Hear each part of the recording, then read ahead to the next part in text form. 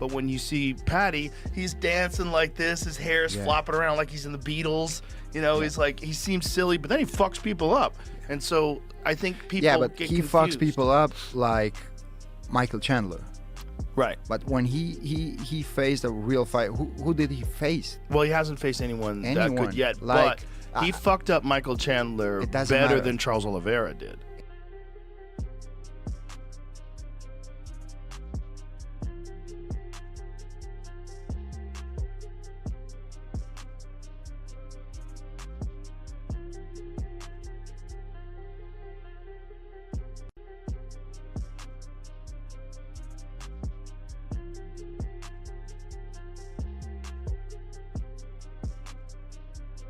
If I fight Ilia or Armin, I'm gonna absolutely rinse their lives. I'm just gonna absolutely terrorise them. You know what I mean? Yeah. Like, but if I fight like Max Holloway or Charles Oliveira, I wouldn't, because I respect them and I like them. Yeah. Like, I respect, don't get me wrong, I respect Ilia, but we've had beef for years. I think he's a little helmet. So I'd love to fight him and give him shit. Armin Sarukian, I've got no respect for at all. He's just a rich kid. He's like, daddy's a millionaire. You know what I mean? So where does the respect come from in fighting? Like, the guys that you respect versus don't respect, like, it's the fighting. Don't get, Armin's a good fighter, like, to be honest, but I just can't respect him because like, he's living on daddy's money. Yeah. And without that, he wouldn't be where he is. Sure. He's sitting there eating caviar for $2,000 caviar for breakfast and that. Es gibt natürlich ein paar Namen. Wir wissen noch nicht, wer gegen wen antritt. Einer kommt von einer Niederlage, einer von einem Sieg. Fangen wir mit Paddy Pimblett an. Was denkst du über ihn und wo wird er wohl als nächstes landen? Ich denke, er kämpft vielleicht gegen jemanden wie Max Holloway im November und dann um den Titel.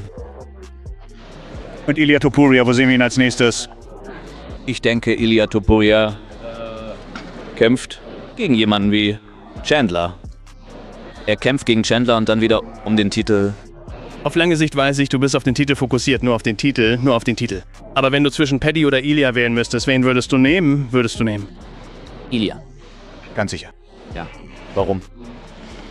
Ich will einfach diesen Kampf mehr als den gegen Paddy. Paddy. Oliveira. Charles Oliveira is the BMF champion. Paddy the Baddy versus Charles Du Bronx Oliveira for the BMF belt. Next.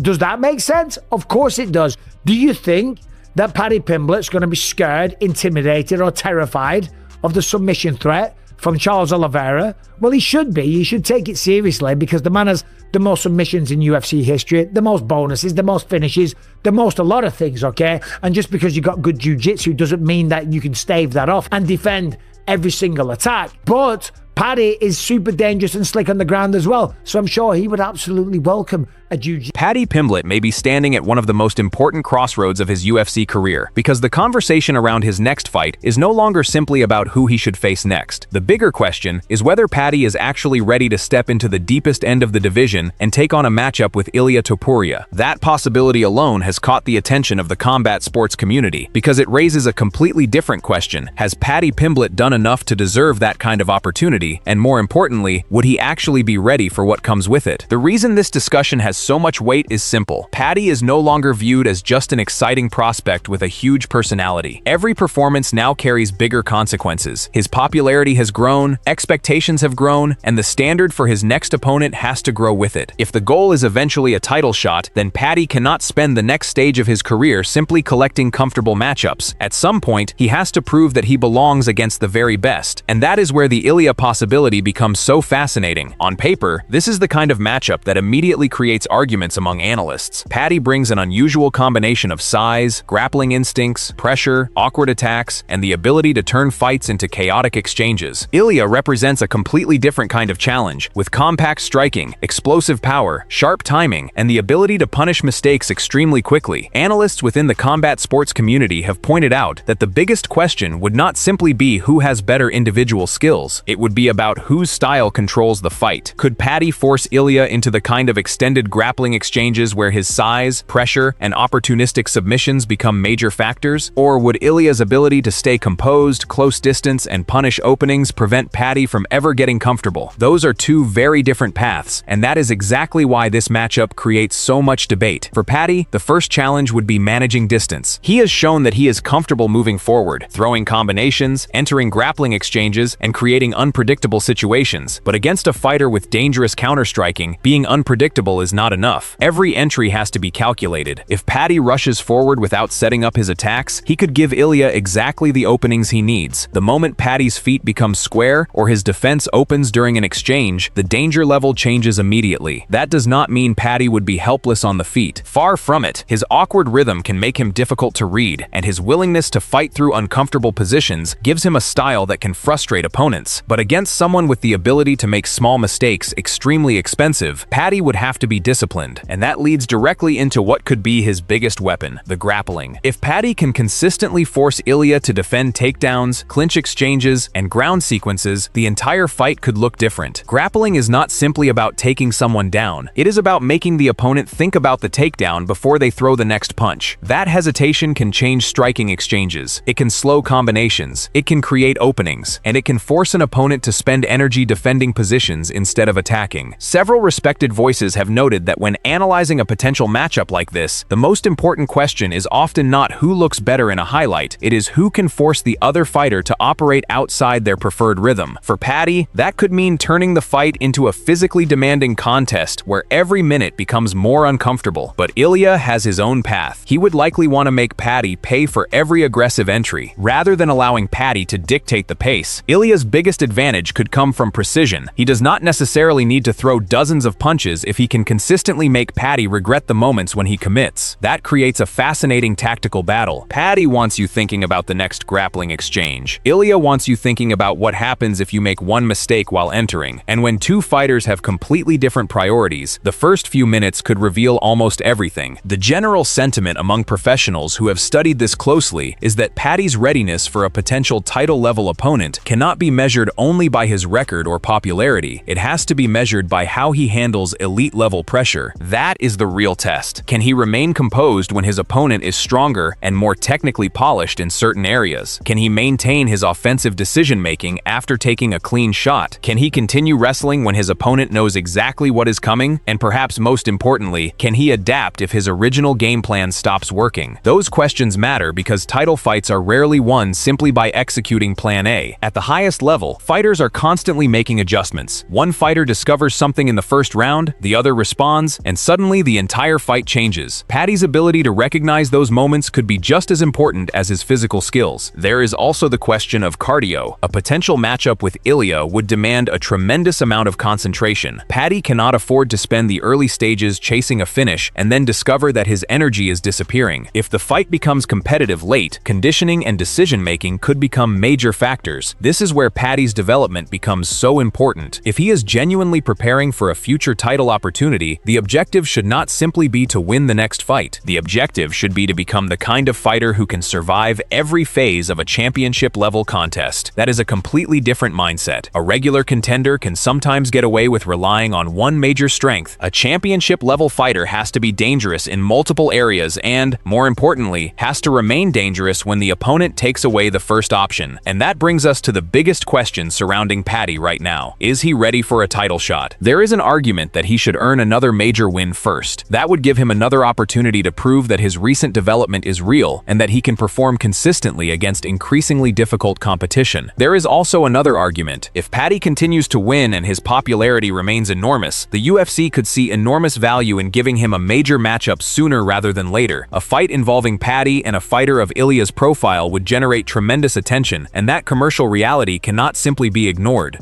But popularity and championship readiness are not the same thing. That distinction is critical. A fighter can be one of the biggest stars in the sport while still having technical questions that need to be answered. Paddy's challenge is proving that the entertainment value surrounding his name is backed by championship-level substance, and honestly, that is what makes his next fight so important. The next opponent does not just represent another name on the record, it represents an opportunity to answer the questions surrounding Paddy's ceiling. Can he dominate a high-level opponent? Can he win a difficult fight when things do not go according to plan? Can he show improvements difference in defense and tactical discipline? Can he demonstrate that his grappling can hold up against someone who understands exactly what he wants to do? Those are the performances that would make a potential title conversation much harder to dismiss. And if Paddy can answer those questions, the Ilia matchup becomes much more interesting, because then it is no longer simply a massive fight based on popularity. It becomes a legitimate test between two fighters whose styles could create serious problems for each other. For Paddy, the ideal scenario would probably involve mixing his attacks rather than becoming predictable. He could use his striking to create grappling opportunities, threaten takedowns to open up punches, and force Ilia to constantly make defensive decisions. For Ilia, the objective would likely be the opposite: keep the fight in a controlled striking environment, punish entries, deny prolonged grappling sequences, and force Paddy to fight at a pace and distance where mistakes become costly. That tactical battle could determine everything. But there is one final issue that should not be overlooked: the mental side. Paddy has built his career around pressure, attention, and expectation. The bigger his profile becomes, the more every fight carries outside noise. If the next fight becomes part of a larger title narrative, that pressure only increases. The question is whether Paddy can separate the opportunity from the emotion, because against an elite opponent, one reckless moment can completely change the fight. Those who follow the sport carefully are not dismissing Paddy's chances, but they are also not giving him a free pass simply because he has become one of the UFC's most recognizable personalities. At this level, reputation gets you attention, performance gets you championships,